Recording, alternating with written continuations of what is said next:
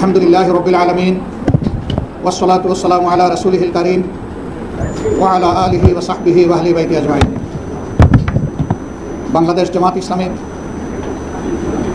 ষান্মাসিক কেন্দ্রীয় মজলিসে শুরার এই অধিবেশনে উপস্থিত সহকর্মী নেতৃবৃন্দ, মজলিসে শুরার সদস্য এবং সদস্যা ভাই ও বোনেরা, সাংবাদিক বন্ধুগণ, আমন্ত্রিত অতিথিবৃন্দ,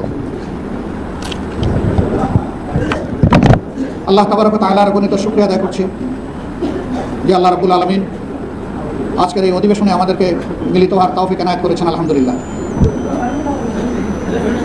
সাংবাদিক ভাই ও বন্ধুগণ, আপনারা জানেন আমাদের প্রিয় জন্মভূমি বাংলাদেশ স্বাধীনতার পর এক এক করে 54 বছর অতিক্রম করেছে। এই দীর্ঘ পথ পরিক্রমায় অসংখ্য মানুষের সীমাহীন আত্মত্যাগ, কুরবানি এবং তাদের ভূমিকা জড়িয়ে আছে। প্রিয় বাংলাদেশকে আজকের এই অবস্থায় আসা পর্যন্ত দেশের অভিযাত্রায় যারা যেখানে যে অবদান রেখেছেন তাদের সকলের প্রতি আমরা গভীর কৃতজ্ঞতা জ্ঞাপন করছি।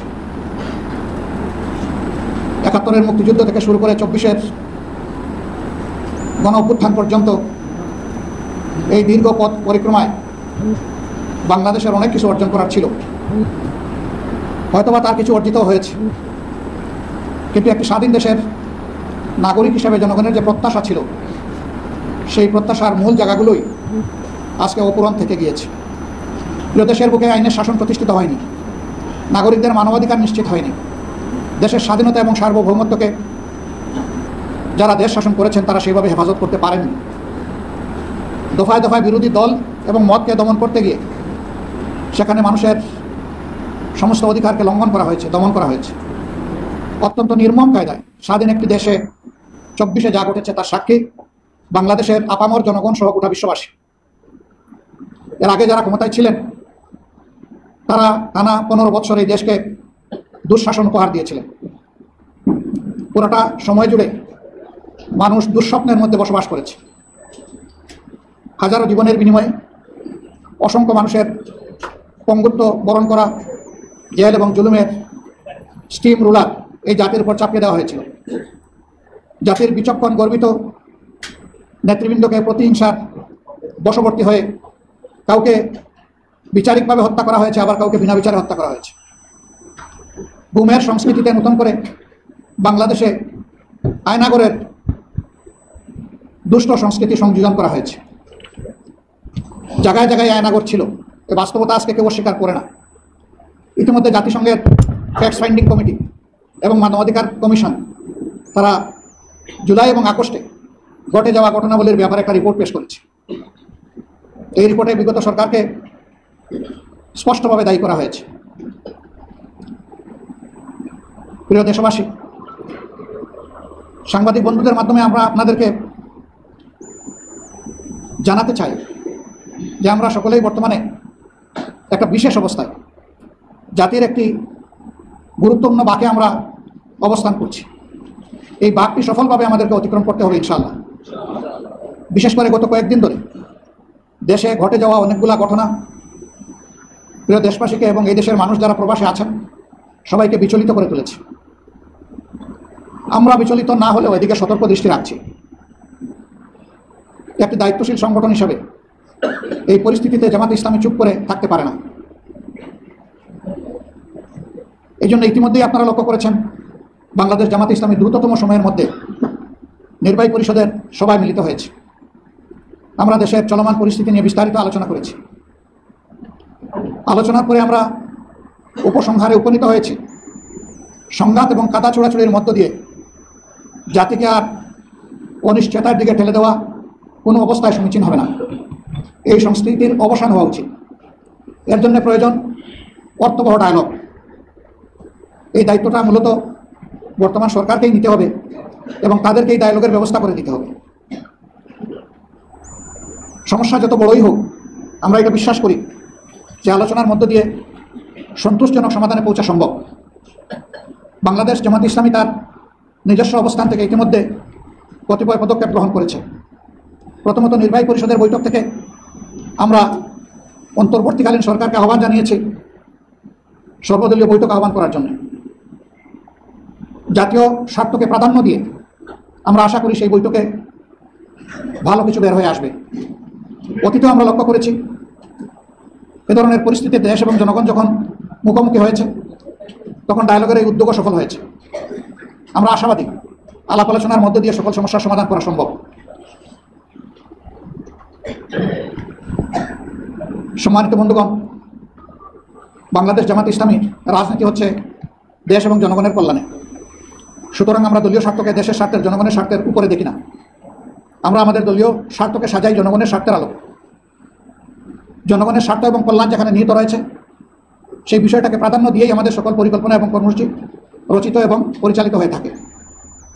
এই ক্ষেত্রেও আমরা বিভিন্ন দলের সাথে আমাদের দলের পক্ষ থেকে পারস্পরিক আলোচনার মাধ্যমে সন্তুষ্টজনক সমাধানে পৌঁছার জন্য আমরা উদ্যোগ গ্রহণ করেছি এবং সেই উদ্যোগের আমরা ইতিবাচক কিছু ফলও দেখতে পাচ্ছি। আমরা আশা করি জাতির মধ্যে যে আতঙ্ক আশঙ্কা তৈরি হয়েছে, ইনশাআল্লাহ সকল পক্ষের আন্তরিক অংশগ্রহণের মাধ্যমে জাতি হিসাবে আমরা একটা সন্তুষ্টজনক সমাধানের জায়গায় পৌঁছতে পারব। প্রিয় দেশবাসী, এই সময় কতগুলা প্রসঙ্গ একেবারেই গুরুত্বপূর্ণ। 24-এ যে পরিবর্তন হয়েছে, এই পরিবর্তনের একটি বিশাল আকাঙ্ক্ষার জায়গা রয়েছে। বিশেষ করে যে তরুণ ছাত্র সমাজ জীবন বাজি রেখে তারা রুখে দাঁড়িয়েছিল এবং জনগণও তাদের ডাকে সাড়া দিয়েছিল। জনগণ মনে করে বিগত সরকার আমলে মানুষের সকল অধিকার কেড়ে নেওয়া হয়েছিল, বিশেষ করে ভোটের অধিকারকে একেবারেই কেড়ে নেওয়া হয়েছিল। পরপর 3টি নির্বাচনের নামে চরম তামাশা করা হয়েছে এই জাতির সাথে। 14 নির্বাচনে 154 জন বিনা প্রতিদ্বন্দ্বিতায় নির্বাচিত, 18-এর নির্বাচন নিশিরাত, 24-এর নির্বাচন দামি এবং আমি। এইভাবে গোটা নির্বাচন ব্যবস্থাকে ধ্বংস করা হয়েছে। একদিকে যেমন মানুষের ভোটের অধিকার কেড়ে নেওয়া হয়েছে, ঠিক তার পাশাপাশি মানুষের অন্তরে নির্বাচন সম্পর্কে এক ধরনের অনীহা তৈরি করা হয়েছে। এর অবসানের জন্য অবশ্যই এমন একটি নির্বাচন হতে হবে যেই নির্বাচনের মাধ্যমে জনগণের মতের প্রতিফলন হবে এবং জনগণের কাঙ্ক্ষিত প্রতিনিধিরা নির্বাচিত হয়ে জনগণের নেতৃত্ব প্রদান করবেন। এদেশেই তার নজির রয়েছে।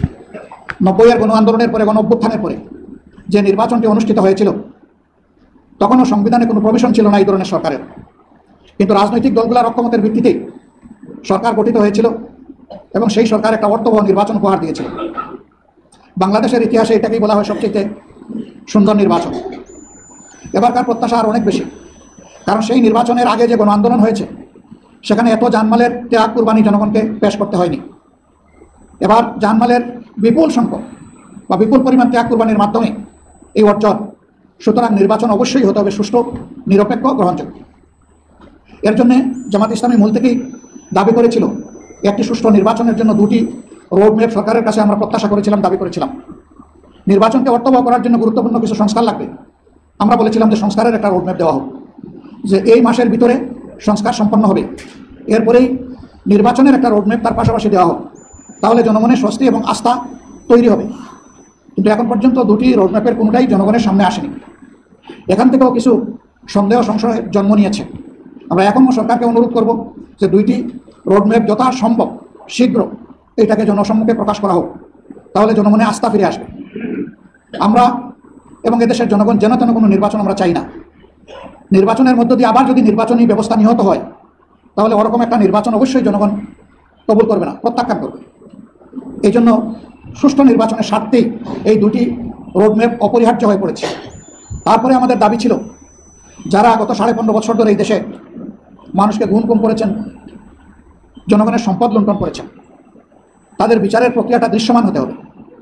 আমরা জানি বিচারের জন্য সময় লাগবে। এটা অন্তর্বর্তীকালীন সরকারের সময়ে পুরা বিচার হয়ে যাবে এটা কেউ দাবি করে না, কিন্তু বিশ্বাসযোগ্য দৃশ্যমান কিছু কাজ তো সামনে আসতে হবে। সেরকম কিছু এখনও জনগণ দেখতে পাচ্ছে না। এই জায়গায়ও জনগণের আশঙ্কা, যদি অপরাধীদের বিচার সুষ্ঠুভাবে না হয় তাহলে অপরাধ চক্র বৃদ্ধি পাবে এবং বাংলাদেশ ভবিষ্যতে গভীর অন্ধকারে তলিয়ে যেতে পারে। আমরা এটা হতে দিতে পারি না। এই জন্যে সংশ্লিষ্ট কর্তৃপক্ষের কাছে আমাদের উদাত্ত আহ্বান, বিচারকে কঠোর পরিশ্রম করে নির্ভুলভাবে, সুন্দরভাবে আপনারা দৃশ্যমান করুন। আপনারা জনগণের সমর্থন পাবেন ইনশাআল্লাহ। এটাও ঠিক যে আমরা যেন তেন কোনো বিচার চাচ্ছি না। বিচারের নামে যে অবিচার আমাদের উপর করা হয়েছে বা অন্যদের উপর করা হয়েছে সেটা আমরা চাই না। আমরা চাই বিচারটা ফেয়ার হোক, সম্মানিত ভাইরা, এই বিষয়গুলো সামনে রেখে এই সম্প্রতি কয়েকদিন ধরে অনেক কিছু হয়ে গেল। তা আমরা আশা করি যে এই বিষয়টা সামনে বাড়বে না। আরও দুইটি স্পর্শকাতর বিষয় সম্প্রতি আলোচনায় আছে। একটি হচ্ছে মানবিক করিডোরের নামে একটা উদ্যোগ। আমরা সর্বপ্রথম এটি আমাদের নলেজে আসার সাথে সাথেই আমরা বলেছি এর সাথে জাতীয় নিরাপত্তার বিষয় জড়িত। সুতরাং এই বিষয়টি ভেবে চিন্তে আগাতে হবে, হুট করে এটাতে কোনো কিছু করা যাবে না। এখন দেশে পার্লামেন্ট নাই, একটা অন্তর্বর্তীকালীন সরকার উপদেষ্টা পরিষদের মাধ্যমে পরিচালিত হচ্ছে। উপদেষ্টা পরিষদ মেনে নিলাম যে তারা মন্ত্রিপরিষদের বিকল্প, কিন্তু পার্লামেন্টও নাই। সেই পার্লামেন্টটা হতে পারত জনগণের প্রতিনিধিত্বকারী দেশপ্রেমিক সংগঠনগুলো।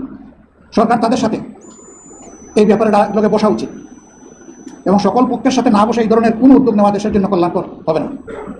আমরা আশা করব যে এই ব্যাপারে সরকার যথাযথ গুরুত্ব দেবেন এবং রাজনৈতিক দলসমূহের সাথে বসে, আরও যারা অংশগ্রহণ আছেন তাদের সাথে বসে, যারা সিকিউরিটি এক্সপার্ট আছেন তাদের সাথে বসে এই বিষয়ে সিদ্ধান্ত নেওয়া যেতে পারে। অথবা বিষয়টি যেহেতু অনেক বড়, এটাকে পরবর্তী নির্বাচিত সংসদের উপর ছেড়ে দেওয়া যেতে পারে, সেটাই উত্তম হবে। বন্দর ব্যবস্থাপনারও একটা বিষয় সামনে এসেছে। এটা একটা বিশাল বিষয়। আমাদের দেশের লাইফলাইন হলো চট্টগ্রাম বন্দর থেকে সারা দেশ। এটি আমাদের প্রধান সমুদ্র বন্দর। এই বন্দরে উপরে নির্ভর করছে বাংলাদেশের অনেক কিছু। গোটা বৈদেশিক বাণিজ্য এটার উপর 70% ঊর্ধ্বে নির্ভরশীল। এরকম একটা বন্দর ব্যবস্থাপনারও কোনো সিদ্ধান্ত নেওয়া হঠাৎ করে এটা সমীচীন হবে বলে আমরা মনে করি না। এই বিষয়গুলো ভেবে চিন্তে আরও অংশীজনের সাথে আলাপ করে কি করা যায় সে বিষয়গুলো সামনে নিয়ে আসা উচিত। সম্মানিত ভাইয়েরা, সেনাবাহিনী আমাদের গর্বিত সেনাবাহিনী। ইতিহাসের গুরুত্বপূর্ণ বাঁকে তাদের অনেক মর্যাদাপূর্ণ অবদান রয়েছে। বাংলাদেশের স্বাধীনতা আন্দোলনের মধ্য দিয়ে আমাদের এই সেনাবাহিনী গড়ে উঠেছে। কোনোভাবে কোনো কার্যক্রমের মাধ্যমে, কারো কোনো পদক্ষেপের মাধ্যমে আমাদের এই গর্বের প্রতিষ্ঠান বিতর্কিত হোক, এটা আমরা চাই না। আমরা চাই যে এই প্রতিষ্ঠানের মর্যাদা উৎপন্ন রেখে তারা দেশ এবং জাতির সেবায় তারা নিয়োজিত থাকবেন। এতেই দেশের গৌরব, সেনাবাহিনীরও গৌরব। আমরা আমাদের সেনাবাহিনীকে সেই গৌরবের জায়গায় রাখতে চাই এবং এই জায়গা কেউ ক্ষতিগ্রস্ত করবেন না সেই দিকে আমরা আশা রাখতে চাই। সেনাবাহিনীকে নিয়ে যে কোনো ধরনের মন্তব্য করা থেকে বিরত থাকা উচিত বলে আমরা মনে করি। এই বিষয়টা একটা দেশের সার্বিক নিরাপত্তার সাথে সংশ্লিষ্ট। সেনাবাহিনীকে বিতর্কিত করলে একটা স্বাধীন দেশ বড় ধরনের ঝুঁকিতে পড়তে পারে। আমরা সেই সমূহ বিতর্ক থেকে আমাদের প্রিয় গর্বিত সেনাবাহিনীকে আমরা মুক্ত রাখতে চাই। আল্লাহ তাআলা এই কাজে আমাদের সকলকে সহযোগিতা করুন এবং যার যার জায়গা থেকে এই বিষয়টা উপলব্ধি করার তৌফিক আল্লাহ তাআলা আমাদেরকে দান করুন। সম্মানিত ভাইয়েরা, আজকে পরিবর্তনের 9 মাস অতিক্রান্ত হয়েছে। আমাদের প্রধান উপদেষ্টা বলেছেন, একাধিকবার বলেছেন, জাতীয় নির্বাচন তিনি এই বছরের ডিসেম্বর থেকে আগামী বছরের জুনের মধ্যে সম্পন্ন করতে চান। আমরা বারবার বলেছি, তাই তার এই কথার উপরে আমরা আস্থা রাখতে চাই এবং আস্থা রেখে এটার জন্য আমাদের বিবেচনায় সুইটেবল টাইম কী হতে পারে আমরা সেইটাও ফ্লেক্সিবলি বলেছি। আমরা তাকেও বাধ্য করতে চাই না। আমরা কেন বাধ্য করতে যাব? কারণ তিনি তো সকলদের দ্বারা সমর্থিত। আমরাই তো তাকে এই দায়িত্ব সবাই মিলে দিয়েছি। তিনি তো জোর করে নেননি আমাদের কাছ থেকে। তিনি তো আমাদের প্রতিপক্ষ না। তিনি এখন সরকারের অভিভাবক। এ দায়িত্ব সকল রাজনৈতিক দল এবং অংশীজন স্বেচ্ছায় আমরা তার উপর অর্পণ করেছি। আমাদের দায়িত্ব তাকে সহযোগিতা করা তার সার্বিক কাজে। আমরা আমাদের জানা মতো আমাদের পক্ষ থেকে আমরা কোনো ধরনের কোনো অসহযোগিতা করিনি, বরঞ্চ যতটুকু আমাদের যেখানে সম্ভব আমরা সেই সহযোগিতা করেছি। অন্যান্য রাজনৈতিক অংশীজনের প্রতি, সংগঠনগুলোর প্রতি আমরা আহ্বান জানাই যে এই সরকার যেহেতু আমাদের সকলের সরকার, আসুন আমরা সবাই মিলে তাকে সহযোগিতা করি। সবাই মিলে যদি সহযোগিতা করি আর সরকারও যদি স্বতঃস্ফূর্তভাবে আমাদের সহযোগিতা গ্রহণ করেন, তাহলে আমরা মনে করি যে সমস্যা যাই সামনে আসুক, সমাধান তার অতি সহজ। কিন্তু এখানে বোঝাপড়ায় যদি কোনো গ্যাপ তৈরি হয় আর জাতি যদি কোনো সংকটে পড়ে, এ দায় আমরা কেউ এড়াতে পারবো না। অতএব দায় সৃষ্টি হওয়ার আগেই সমাধানের পথে হাঁটাটাই হচ্ছে বুদ্ধিমানের কাজ, উত্তম কাজ। আমরা সরকার এবং রাজনৈতিক দলগুলোর প্রতি এই উদাত্ত আহ্বান জানাই যে পারস্পরিক সহযোগিতার মনোভাব নিয়ে আসুন প্রিয় দেশকে, জাতিকে আমরা আশাবাদী করি এবং সামনের দিকে এগিয়ে নিয়ে যাই। সম্মানিত সাংবাদিক বন্ধুগণ, আমাদের দেশটি দীর্ঘদিন মজলুম ছিল, কিন্তু আমরা বিশ্বের মানচিত্রের দিকে যদি তাকাই তাহলে আরও কিছু বেদনাদায়ক ঘটনা আমরা লক্ষ্য করি। ফিলিস্তিন দশকের পর দশক, গাজা বছরের পর বছর আজকে দারুণভাবে নির্যাতিত এবং নিষ্পেষিত। আমরা বিশ্ব সম্প্রদায়ের প্রতি আহ্বান জানাই যে আমরা যারা মানবাধিকারে বিশ্বাস করি, এই মানুষগুলোকে তাদের অধিকার নিয়ে সম্মানের সাথে বাঁচতে দিন। তার অধিকার যদি হরণ করেন তাহলে মানবাধিকারের কথা আমাদের মুখে মানায় না। এ পর্যন্ত যা ঘটেছে তার পুঙ্খানুপুঙ্খ তদন্ত হোক জাতিসংঘের মাধ্যমে। এবং যারা যেখানে যতটুকু সীমা লঙ্ঘন করেছেন, অপরাধ করেছেন, তাদেরকে বিচারের আওতায় নেওয়া উচিত। যুদ্ধবিরতি নয়, যুদ্ধ বন্ধ। আমাদের দাবি যুদ্ধবিরতি নয়। বিরতির মানে এরপরে বিরতি দিয়ে আবার শুরু করে দেবে, এটাই হচ্ছে। আমরা যুদ্ধবিরতি চাই না, আমরা যুদ্ধ বন্ধ চাই, কোনো যুদ্ধ না হোক। এটা বিশ্বসভার উদ্যোগেই, জাতিসংঘের উদ্যোগেই, এটাও ডায়ালগের মাধ্যমে সকল সমাধান করা সম্ভব। বিশ্বের অধিকাংশ দেশ এখানে দ্বিরাষ্ট্রের থিওরিতে সমর্থন জানিয়েছে, সেটাকে যৌক্তিকভাবে আলোচনার মাধ্যমে সমাধানে পৌঁছা উচিত। তা না করে আবাল বৃদ্ধ বনিতা, শিশু এবং নারীদের লাশ এবং রক্ত দিয়ে গোটা গাজা এবং ফিলিস্তিনকে ভরে দেওয়া হবে, এটা মানব জাতির বিবেকবান অংশ হিসেবে আমরা মানতে পারি না, কখনো মেনে নেব না। আমরা দাবি করি যে এখন এগুলো বন্ধ হওয়া উচিত। যাদেরকে নিষ্পাপ মানুষকে নির্মমভাবে হত্যা করা হয়েছে, আমরা তাদের পরিবার পরিজনের প্রতি গভীর সমবেদনা জানাই এবং আল্লাহর দরবারে দোয়া করি আল্লাহ তাদেরকে শহীদ হিসাবে কবুল করুন। প্রকৃতির যন্ত্রণা নিয়ে যারা এখন চলছেন, রব্বুল আলামিন তাদেরকেও সুস্থতার নিয়ামতে নায়ক করুন এবং এই সমস্যার সমাধান হোক, আমরা দোয়া করি। সিরিয়াকে নিয়ে নতুন অনিশ্চয়তা যেটা দেখা দিয়েছে, এটা এখানেই থেমে যাওয়া উচিত। সিরিয়ার জনগণকে তাদের ভাগ্য নির্ধারণ করার সুযোগ দেওয়া উচিত। বাইরের হস্তক্ষেপ বন্ধ করা উচিত। সকল হস্তক্ষেপ বন্ধ করে আমরা নিজের দেশকে যেভাবে নিজে চালাতে চাই, সিরিয়াবাসীকেও তাদের দেশ তাদেরকে চালানোর অধিকার দেওয়া উচিত। সেখানে যে কোনো ধরনের হস্তক্ষেপ আসলে অগ্রহণযোগ্য। আমাদের দেশ কয়েক দশক ধরে পার্শ্ববর্তী মায়ানমারের আরাকানে যারা একসময় বংশ পরম্পরায় জন্মসূত্রে বসবাস করে সে দেশের নাগরিক ছিলেন, যুগের পর যুগ, এমনকি শতাব্দীর পর শতাব্দী অত্যন্ত নির্মমভাবে তাদের উপর কষাঘাত করে জোর করে বাংলাদেশে তাদেরকে ঠেলে দেওয়া হয়েছে। অসংখ্য মানুষকে খুন করা হয়েছে, মা বোনদেরকে বেইজ্জত করা হয়েছে, অসংখ্য মানুষের ঘর বাড়ি সহায় সম্পত্তি জ্বালিয়ে পুড়িয়ে কেড়ে নিয়ে তাদেরকে নিঃস্ব করে দেওয়া হয়েছে। এই সমস্যাটার অবশ্যই মানবিক যুক্তিপূর্ণ সমাধান হওয়া উচিত এবং আমরা মনে করি তাদেরকে তাদের নিজ দেশে মর্যাদার সাথে নিরাপত্তার সাথে ফিরিয়ে নেওয়ার মধ্যেই একমাত্র সমাধান নিহিত রয়েছে। বাংলাদেশের মতো একটা ছোট্ট দেশের বুকে তাদেরকে ধারণ করা যুগের পর যুগ আসলেই দেশের জন্য এটি একটি ঝুঁকির ব্যাপার। আমরা বিশ্ব সম্প্রদায়কে অনুরোধ করব, রিলিফের নামে যে সহযোগিতা দিচ্ছেন তার জন্য আমরা অভিনন্দন জানাই, কিন্তু এটা প্রকৃত কোনো সমাধান নয়। সমাধান হবে তাদেরকে তাদের দেশে গর্বের সাথে, সম্মানের সাথে এবং নিরাপত্তার সাথে ফিরিয়ে দেওয়ার ব্যবস্থা করা। আমরা এই ক্ষেত্রে বিশ্বের সকল শান্তিকামী রাষ্ট্রের আমরা সহযোগিতা প্রত্যাশা করি। সম্মানিত সাংবাদিক বন্ধুগণ এবং মজলিসের শুরা সদস্যবৃন্দ, বাংলাদেশ জামাত ইসলামী একটি দায়িত্বপরায়ণ সংগঠন হিসাবে আমি আগেই বলেছি যে আমরা আমাদের সকল কর্মসূচি পরিকল্পনা জনকল্যাণের স্বার্থে নিয়ে থাকি। এই সময়টা বিশেষ করে আপনারা যারা এখানে এসেছেন, তৃণমূলের নেতৃত্ব আপনারা প্রদান করে থাকেন। পুরা সংগঠন এই সময় আমাদের প্রত্যেকটি সদস্য যেন দায়িত্বশীল আচরণ করেন, সেই দিকে সংগঠনকে খেয়াল রাখতে হবে। কোনো স্তরে আমাদের দ্বারা সমাজের সৌন্দর্য এবং শৃঙ্খলার কোনো হানি হয়, শান্তি বিনষ্ট হয়, আমাদের একজন সমর্থক যেন সেই কাজে না জড়াতে পারে, সেই ব্যাপারে আমি আপনাদের সকলকে সতর্ক আন্তরিক দৃষ্টি রাখার জন্য অভিভাবক হিসাবে, আপনারা অভিভাবক হয়েই দৃষ্টি রাখবেন সেই প্রত্যাশা আপনাদের কাছে ব্যক্ত। সম্মানিত সহকর্মীবৃন্দ, বাংলাদেশকে জনপ্রত্যাশার জায়গায় পৌঁছে নেওয়ার জন্য আমাদের প্রিয় সংগঠনটি অনেক ত্যাগ স্বীকার করেছে। আরও ত্যাগ স্বীকারের জন্য আমাদেরকে প্রস্তুত থাকতে হবে। আমরা সব কিছুর বিনয়ে চাই আল্লাহ তাআলার দেওয়া বিধান, যে বিধান সমস্ত মানুষ নয়, সমস্ত সৃষ্টির কল্যাণে নাজিল করা হয়েছে, এই বিধানের মাধ্যমেই বাংলাদেশের আগামীর ফয়সালা হোক, সেটা আল্লাহর কাছে আমরা দোয়া করি। এই বিধানের আওতায় বাংলাদেশের প্রত্যেকটি নাগরিক, তিনি যে দল বা ধর্মের হোক না কেন, অবশ্যই তিনি নিরাপত্তা লাভ করবেন।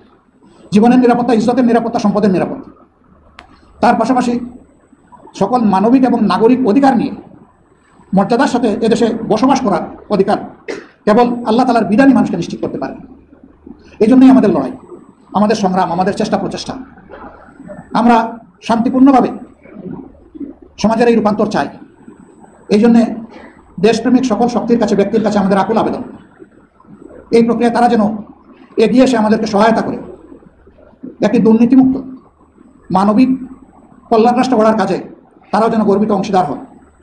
এই জন্য জনগণের সমর্থন, ভালোবাসার পাশাপাশি আমরা প্রিয় জনগণের কাছে উত্তম পরামর্শ এবং আমাদের কাজের যৌক্তিক সমালোচনাও আমরা কামনা করি। এর মধ্য দিয়ে ইনশাআল্লাহ এই লক্ষ্য উদ্দেশ্যকে সামনে রেখে জামাত ইসলামী সহ যারাই বাংলাদেশে কাজ করছেন, আমরা সবাই মিলে একটি সোনালী সমাজ, সত্যিকারে একটা স্বাধীন দেশে যে মর্যাদাপূর্ণ সমাজ গড়ে ওঠা দরকার, তা আশা করি আল্লাহ তাআলার রহমতে এবং জনগণের সহযোগিতায় আমরা গড়ে তুলতে সক্ষম হব ইনশাআল্লাহ। এই প্রত্যাশা ব্যক্ত করে সাংবাদিক বন্ধুরা সাধারণত এই সময়ে তাদের জন্য একটা যুদ্ধ, তারা গভীর রাত পর্যন্ত দায়িত্ব পালন করেন, পেশাগত দায়িত্ব। দিবসের এই প্রথম অংশটা তারা একটু বিশ্রাম নেয়। আমরা আপনাদেরকে কষ্ট দিয়ে অতি সকালে আজকে এখানে নিয়ে এসেছি। আল্লাহ তাআলা এই জন্য আপনাদেরকে উত্তম প্রতিদান দান করুন, আমরা দোয়া করি। সাংবাদিকরা সমাজের অত্যন্ত গুরুত্বপূর্ণ অঙ্গ, চতুর্থ স্তম্ভ বলা হয়। রাষ্ট্রের 3টা স্তম্ভের পরেই সাংবাদিকতার জগৎকে সারা বিশ্ব এই সম্মানের জায়গায় স্থাপন করেছে। এখানে রাজনীতিবিদ এবং সাংবাদিকদের বোঝাপড়াটা খুবই গুরুত্বপূর্ণ। এই ক্ষেত্রে সাংবাদিকদের ইতিবাচক ভূমিকা একটা সমাজকে কাঙ্ক্ষিত লক্ষ্যের দিকে এগিয়ে দিতে পারে। আমরা আমাদের বন্ধুদের কাছে ইতিবাচক ভূমিকাই প্রত্যাশা করব এবং আপনাদের এই অভিযাত্রায় আমাদের যে কোনো ধরনের সমর্থন এবং সহযোগিতা অব্যাহত থাকবে ইনশাআল্লাহ। আমরা কালোকে কালো বলি, সাদাকে সাদা বলি। এইভাবে একটা সাদা সমাজ গঠনের জন্য আমরা সবাই ঐক্যবদ্ধ হই। আল্লাহ রাব্বুল আলামিন প্রিয় দেশকে সকল ধরনের ক্ষতির হাত থেকে রক্ষা করুন, সকল ধরনের ষড়যন্ত্রের কবল থেকে আল্লাহ হেফাজত করুন এবং মিলেমিশে উদার মন নিয়ে আমাদের সম্মানিত রাজনৈতিক দল এবং দলের নেতৃবৃন্দ আমরা সাথে যাতে দেশের স্বার্থকে সমুন্নত করতে পারি, দলীয় স্বার্থের